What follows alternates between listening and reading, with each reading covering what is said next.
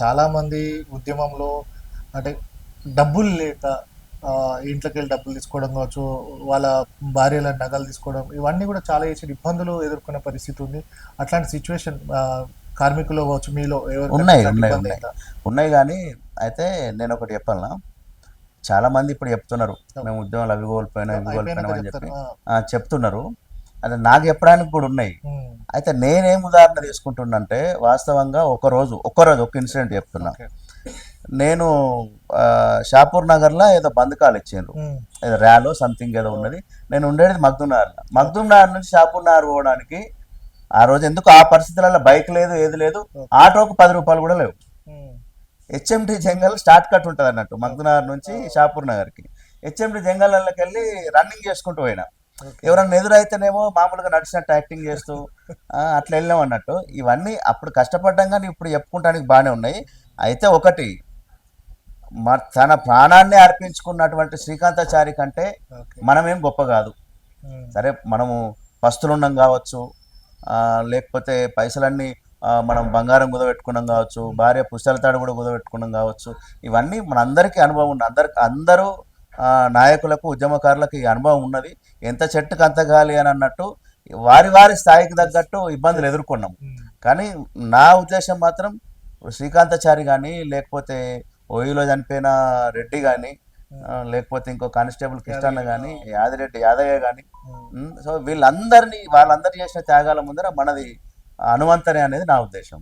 తెలంగాణ ఉద్యమంలో సకల జనుల సమ్మె కావచ్చు, అలాగే మిలియన్ మార్చ్, ఇవన్నీ చాలా జరిగినాయి. అంటే మీరు తెలంగాణ ప్రైవేటు ఉద్యోగుల సంఘం తరపున చేసిన కార్యక్రమాలు వీటిలో అంటే మెమరబుల్ మూమెంట్ అంటే చా అట్లా ఉంటాయి కదా. అంటే చాలామంది దెబ్బలు తినడం కావచ్చు, లేకపోతే ఇబ్బందులు పడ్డాయి కావచ్చు.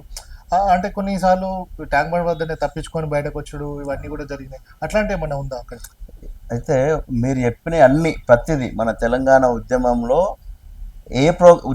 తెలంగాణ సాధన కోసం జరిగిన ఏ ప్రోగ్రామ్ అయినా, ఎంత పెద్ద ప్రోగ్రామ్ అయినా కూడా దానిలో ఖచ్చితంగా మేము ఉన్నాం.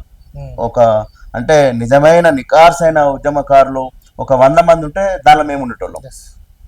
సో మిలీనియం మార్చ్ జరిగినప్పుడు, మిలీనియం మార్చ్ కాదు, ఒకసారి ఏం చేశారంటే అప్పుడు జేఏసీ టీజేఎస్ చైర్మన్ కోదండరామ్ గారు చాలా పవర్ఫుల్గా ఉండే చెలో అసెంబ్లీ అనే ప్రోగ్రామ్ పెట్టిండ్రు ఇందిరా పార్క్ నుంచి, మీకు ఐడియా ఉండొచ్చు. శ్రీనివాస్ గౌడ్ వీళ్ళందరినీ కూడా అశోక్ నగర్ ఇది చేసినప్పుడు అప్పుడు మేము ఉన్నాం. ఓకే. వాళ్ళంటే ఐడెంటిఫైడ్ పర్సన్స్ కాబట్టి వాళ్ళకి తెలుసు. మేము ఇక మామూలు ఉద్యమకారులలో మేము కూడా ఒక ఉద్యమకారులనే కాబట్టి, అంటే మాకున్న ఎక్స్పీరియన్స్, మాకు జరిగిన అనుభవం చెప్తాను.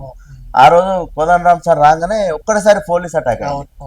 పోలీస్ అటాక్ అయినప్పుడు చలికాలం అది. మేము స్వెటర్ వేసుకొని ఏదో ఐడి కార్డు మా కంపెనీ తీసుకొని ఉన్నాము.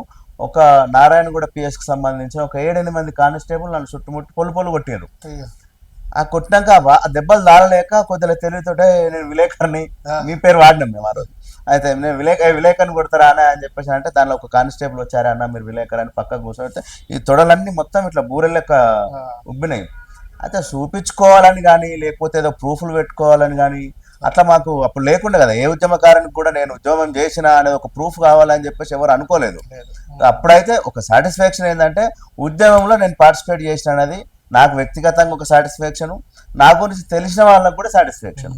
సో ఆ మిలీనియం మార్చ్ కానీ, లేకపోతే సాగరహారం కానీ, సాగరహారంలో అయితే మా పక్కనే పడ్డాయి మన బుల్లెట్లు, అవి బాష్పవాయు ప్రయోగం జరిగినప్పుడు బాష్పవాయు గోళాలు మా పక్కనే పడ్డాయి.